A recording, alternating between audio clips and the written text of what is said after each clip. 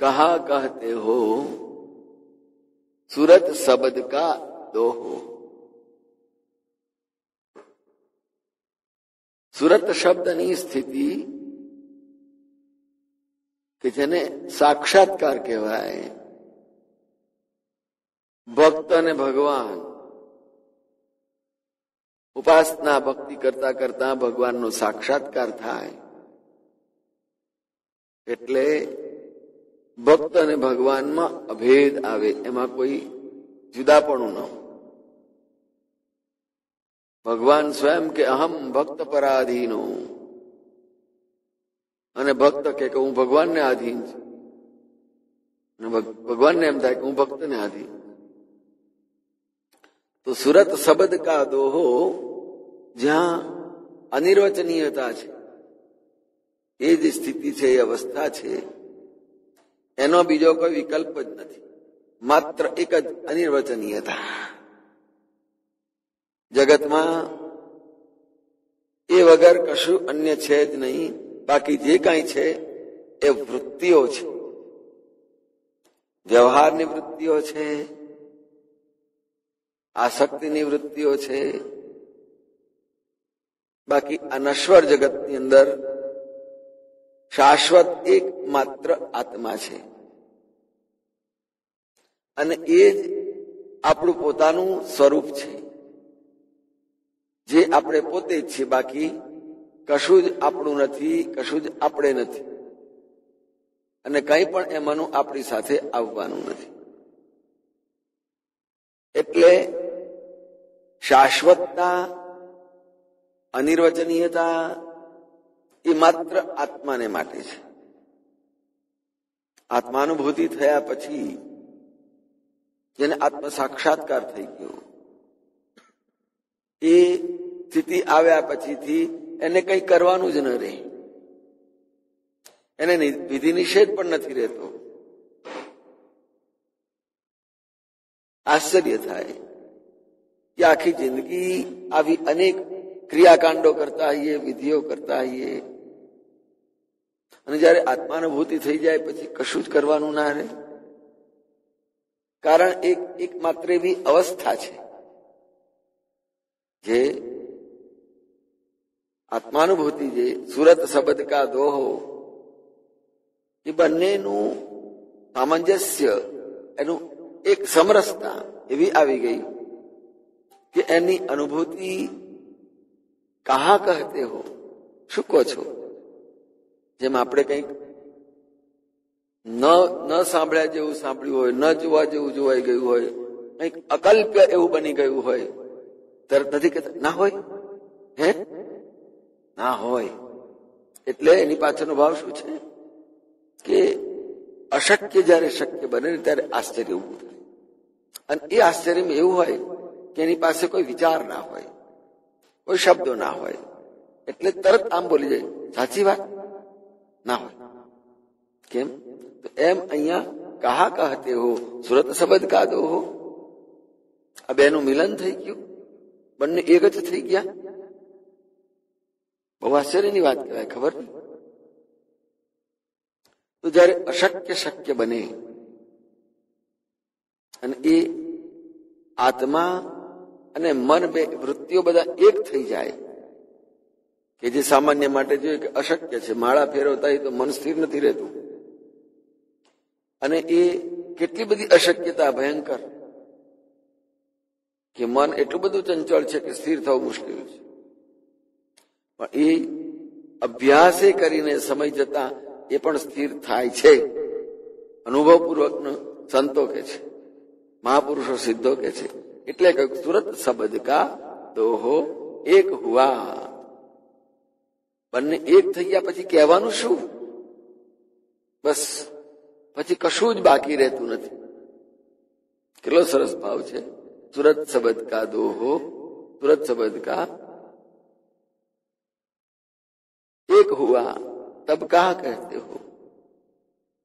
આખો એનો વ્યુત્પત્તિ જે થઈ આખા શ્લોકની, અને એનાથી સમજાય કે આવું થઈ ગયું. એમ એક હુઆ પછી શું કહેવાનું? પછી કોઈ પ્રયત્ન જ ના કરવો પડે, બસ પતી ગયું. ઊંચામાં ઊંચું પદ મળી ગયું, ખૂબ સંપત્તિ પ્રાપ્ત થઈ ગઈ, એ હવે શું કરવું છે? બસ પતી ગયું. એસા એક હુઆ. પછી કહેવાનું જેની પાસે અઢળક સંપત્તિ હોય અને વાપરતો હોય ને વહેંચતો હોય, એનું શું કહેવાની વાત છે? એમ આત્મસુખ પોતાનું નિજ સુખ છે અને એ પ્રાપ્ત થઈ ગયું, પોતાનો ખજાનો પોતાને મળી ગયો. એટલે માણસ જેમ માલામાલ થઈ જાય, એમ આત્માનુભૂતિ થયા પછીથી આ મનુષ્ય શરીર જેને માટે મળ્યું છે, એ ધ્યેય, એ લક્ષ્ય આપણું પૂરું થઈ ગયું. એમ એનું કામ પૂરું થઈ ગયું. આ રીતે અનિર્વચનીયતા એટલે ત્યાં સમાપ્તિ થઈ ગઈ.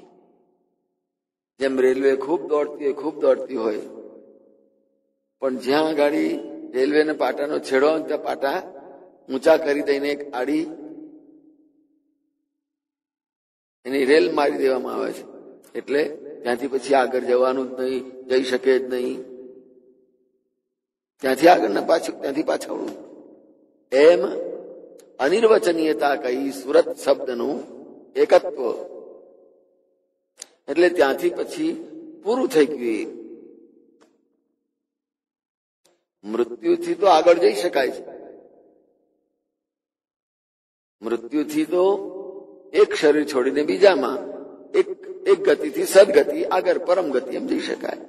પણ જયારે આત્માની સુધી પહોંચી ગયા પછીથી એ પરબ્રહ્મની સ્થિતિ આવી ગઈ, ત્યાંથી આગળ રસ્તો હોય. જેમ પર્વત ઉપર ચડી ગયા છે, શિખર ઉપર ચડી ગયા, પછી હવેથી આગળ ક્યાં ચડવાનું રહ્યું? એથી ઊંચે ક્યાં ચડો? એવરેસ્ટ ઉપર તમે શિખર પર વિજય કરી આવ્યા, હવે ત્યાં જઈને ઉભા રહી ગયા, હવે પૂરું થઈ ગયું. તેને કહેવાય કે લક્ષ્ય પૂરું થઈ ગયું, ચરમસીમા આવી ગઈ. એમ સુરત અને શબ્દને જ્યાં એક સ્થિતિ પ્રાપ્ત થઈ જાય, પછી એ સ્થિતિ પ્રાપ્ત થયા પછીથી એને કશું જ કરવાનું ન રહે, ક્યાંય જવાનું ન રહે, માત્ર પોતાની જ અવસ્થા.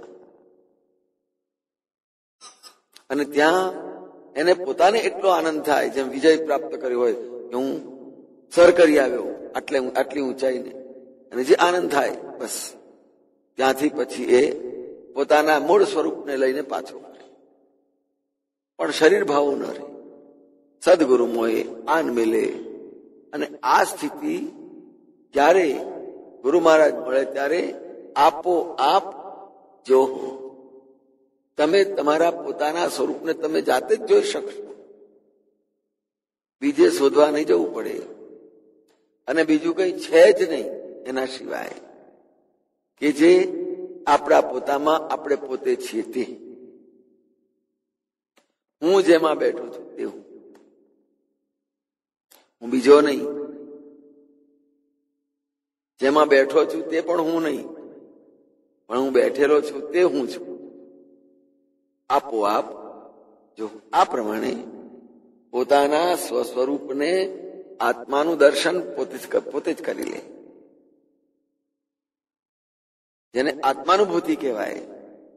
અને આત્માનુભૂતિના ઊંડાણ સુધી ઉતરવા માટે શરૂઆત આજે જ કરવાની, અત્યારે જ કરવાની, આ જ સ્થિતિમાં કરવાની. અને આપણા પોતાની અંદર ઉતરો એટલે આપણા પોતાના જે કઈ ગુણદોષો હોય એ બધા જ દેખાતા જાય, બધા દેખાતા જાય. અને એ આપણા પોતાના ગુણ દોષ જે હોય એને બહાર કાઢતા જઈએ, સાફ કરતા જઈએ. જેમ પાણી મેળવવું હોય અને કૂવો ખોદતા જઈએ, માટી બહાર કરતા જઈએ, કૂવો ખોદતા જઈએ, માટી બહાર કરતા જઈએ, એમ આપણા પોતામાં રહેલા જે કઈ છે આવરણો, અવરોધો, અપરાધો, પાપ, કોપ, પુણ્ય, ગુણ, દોષ, એ બધાને ચિંતન કરો, એને બહાર કાઢો, બહાર કાઢો. જેમ જેમ આપણે આપણા પોતામાંથી બહાર કાઢતા જઈશું તેમ તેમ અંદરથી આવશે. જોજો કોઈ પણ એક બાબત પર વિચાર કરજો. પેલા સામાન્ય આછા વિચાર આવશે, એને બહાર કાઢી નાખો, પછી એથી સારા વિચાર આવશે, પછી અને તેમાં શિક્ષકને ખાસ શીખવાડતા હોય ને, પછી અંદરથી આમ નવા નવા વિચારો અંદરથી, આ તો જૂના છે, કંઈક નવા વિચારો, વિષય એકનો એક હોય, પણ એમાંથી અંદરના ઊંડાણમાંથી નવા અલગ અલગ સારામાં સારા, એથી વધારે સારા, એથી વધારે સારા અંદરથી વિચારો બહાર આવતા જાય. એમ આપણા અંતઃકરણની અંદર પણ ભલે વિકૃતિઓ ભરેલી હોય એને તપાસો, એને ખોદો, એને કાઢો, ભલે વાસનાઓ હોય, ગમે તે હોય, આપણે આપણા અપરાધો હોય, ગુના હોય, દોષ, એને વિચારો, વિચારીને પછી તો આપણી અંદર જ પછી સાચું શું છે, સારું ક્યાં છે એ જડવા માંડશે, એને કાઢો. જેમ ખાણમાંથી માટી પથરા બહાર કાઢીએ, પછી ખાણમાંથી સોનું જડે, હીરા જડે, જવેરાત મળે. એમ આપણા પોતાના ઊંડાણમાંથી આપણે પોતે જ જેટલું સાફ કરતા જઈશું, જેટલું આપણે પોતાનું જીવન સમજતા જઈશું, એમ થશે કે આ ખોટું છે, આ સાચું છે, આ નકામું છે, આ સારું છે. એમ કરતા કરતા અંતઃકરણની અંદર પરિવર્તન આવશે અને છેક છેવટે એટલા સરસ વિચારોમાં પહોંચી જઈશું કે આપોઆપ જો એમ મારામાં આટલા સદગુણ છે એમ પ્રતીતિ થાય. અને સદગુણની જે પ્રતીતિ આપણા પોતામાં થાય એના વડે એથી વધારે આગળ ઉતરવો જોઈએ. એના કરતા કંઈક સારું મળે છે મને, નાના નાના હીરા તો મળે, પણ જરા ઊંડાણમાં જઈને મોટા હીરા મળી જાય તો, એમ હીરા મોતી માણિક મણિયો મહાપદમાં મળશે, બાવા મહાપદમાં મળશે. આ ઝવેરાત ક્યાં છે? અંદર આપણા પોતામાં પડે. જેટલા ઊંડાણમાં જઈશું એમ અંદરથી મળવાનું જ છે. એનું નામ છે આપોઆપ જો, કે આપણે જ આપણામાં પોતાનામાં રહેલું આપણું પોતાનું સ્વરૂપ, જેને આત્મા કહીએ છીએ, જેને પરમ તત્વનો અંશ કહીએ છીએ. પરમ તત્વનો અંશ પરમ તત્વના જેવો જ હોય ને. સોનું ઘણું બધું હોય ને, એમાંથી એક ટુકડો લઈ લો જોઈએ. જેટલા ગુણધર્મો એ નાના સોનાના ટુકડામાં છે, એટલા જ પેલા વધારે પડતા જે સોના છે એની અંદર પણ એનો જ ગુણ છે. એમ જે આત્માનું સ્વરૂપ ભલે સૂક્ષ્મ હોય, પણ એ વ્યાપકના બરાબર, એના તુલનામાં બરાબર સરખું જ ઉતરે ગુણધર્મમાં. એમ આપણું આત્માનું અનુસંધાન એ પરમાત્માનો અંશ જ છે, એક ભાગ છે. એટલે જે એની અંદરના ગુણો છે, એના ગુણધર્મ છે, એ બધા જ પરમાત્માના ગુણધર્મ એ આત્માની અંદર એવા ને એવા એટલા ને એટલા રહેલા હોય. આપણા પોતાના સ્વાસ્થ્યનું પરીક્ષણ કરવું હોય તો આટલું લોહી લઈ જાય એક શીશીમાં, એનું પરીક્ષણ પૂરેપૂરું થાય, એનો અહેવાલ આવે કે આ પ્રમાણે છે. હવે તમે તપાસ્યું તો આટલું જ, અને પછી આખા શરીરનું તમે એનું પરિણામ આપી દીધું, આ પ્રમાણે તમારા આખા શરીરમાં છે. હવે જો આમ જોવા જઈએ તો એટલા લોહીથી આખા શરીરનું કહેલું છે સમજાતું છે. પણ આત્મચેતનાને જો એ રીતે સમજીએ તો આખા પરમાત્માને પણ સમજી શકાય. લોહીના એક સેમ્પલને બધા જ એના ગુણધર્મ અંદરથી કઢાય, બધા જ રોગ છે કે ચોખ્ખું છે બધું જોઈ શકાય. એમ આત્માની સુધી પહોંચી અને આત્માને તપાસો, જે કંઈ મળશે તે આખી સૃષ્ટિનો પરમાત્મા જે પરમ તત્વ, વ્યાપક તત્વ છે, એની અંદરથી તમને મળી જશે.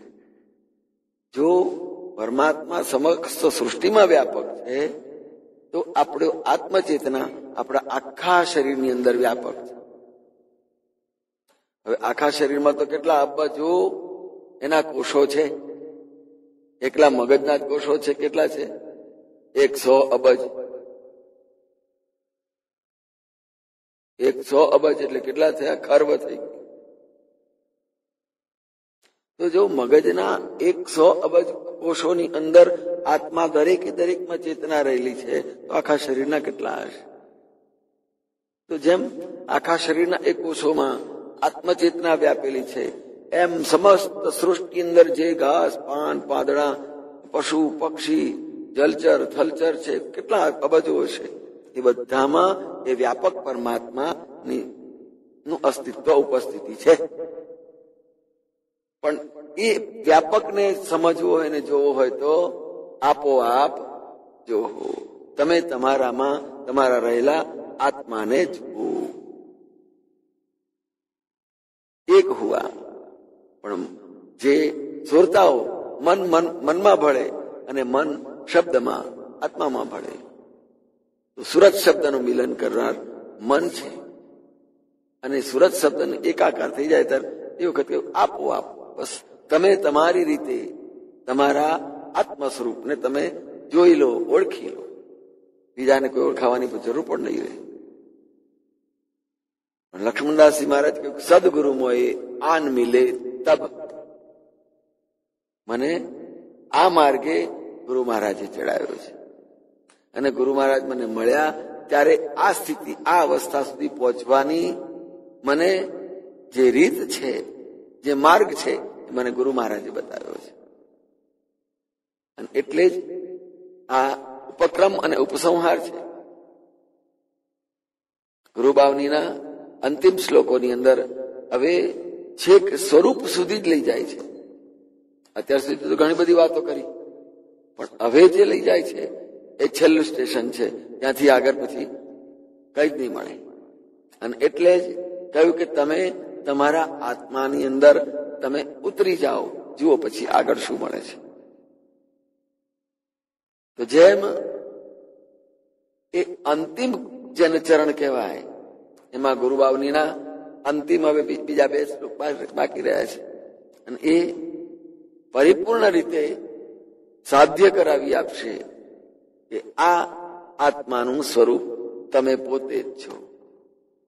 અગર આવશે આપ ભયા જબ આપ કહેતે આપો આપ ऐसा, आप आपन में मिल रहे तब आप भये आप जैसा. તમે પોતે જ તમારા પોતા જેવા થઈ ગયા. એટલે તમારે પોતે એટલે શરીરથી જે અત્યારે ભાવ છે, એ શરીરથી હું છું, હું શરીર છું, એ નહીં. તમે પોતે જે સ્વરૂપ છો એ સ્વરૂપની અંદર તમને લઈને સ્થિર કર્યા, અને જુઓ આ આત્માના દર્શન. એટલે ગુરુબાવનીનું આ અંતિમ ચરણ છે, અને અંતિમ ચરણમાં જે આખું લક્ષ્ય છે એને પૂરેપૂરું સિદ્ધ કરી બતાવશે. પણ અત્યારે આપણે ઉપસંહાર તરફ આગળ વધી રહ્યા છીએ, અને ઉપસંહારની અંદર એ જ કે લો આ સાક્ષાત્કાર કરી લો. હવે આ સાક્ષાત્કારથી આગળ આ સૃષ્ટિમાં બીજું કશું જ નથી. તમે તમારા આપોઆપ જુઓ, તમે તમારામાં તમારા આત્માને જોઈ શકો છો, એ ભાવ આવ્યો. આમ ગુરુ મહારાજે, લક્ષ્મણદાસજી મહારાજે ગુરુ મહારાજની પાસેથી જે અનુભૂતિ મેળવી, અને જે આખો અભ્યાસ સાનિધ્યમાં, કે મનને અભ્યાસ કેળવવું પડે. જેમ ભલે પશુ હોય, કૂતરું હોય, બિલાડી હોય, હાથી હોય, ઘોડો હોય કે વાઘસિંહ હોય, એને કેળવે ને તો અવશ્ય એ પ્રમાણે કામ કરશે જ. એમ આપણે આપણા પોતાના મનને જો કેળવવામાં આવે, નહીતર સિંહને તો જોઈને બી જવાય, વાઘસિંહને જોઈને, પણ એનો કેળવનાર હોય તે એની આજુબાજુ ઉભો રમતો હોય, એને બીક ના લાગે. એમ મન કેળવ્યા પછીથી મન શું થશે, કેમ કરશે, એની જરા બીક ના રહે.